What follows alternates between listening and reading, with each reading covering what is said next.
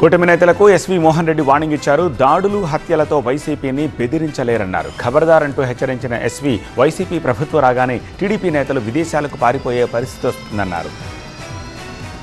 అన్ని రకాలుగా అరాచకాలు చేసి అరాచక ఆంధ్రప్రదేశ్గా ఈ రాష్ట్రాన్ని ముందరు తీసుకుపోతున్నారు.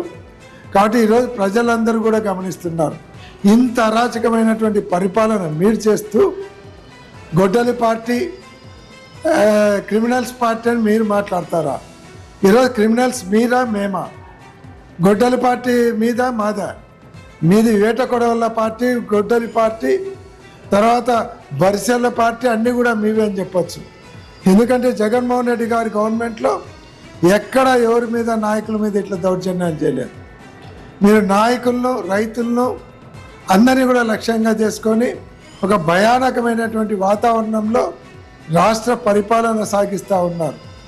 ఖబర్దార్ చెప్తా ఉన్నాం, ఖచ్చితంగా రేపు రాబోయే 2029 సంవత్సరం ఎలక్షన్లలో ప్రజలు బుద్ధి చెప్తారు.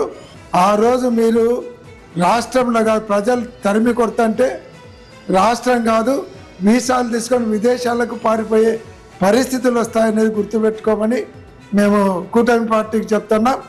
ఈ దాడులను ఖండిస్తూ ఉన్నాం. పోలీసుల సమక్షంలో ఈ దాడులు జరుగుతున్నాయంటే ఇంకా పోలీసు వ్యవస్థ ఎంత నిర్వీర్యమైపోయింది అనే దానికి ఇది ఒక నిదర్శనం. కాబట్టి ఇప్పటికైనా పోలీసులు మేల్కోవాలి.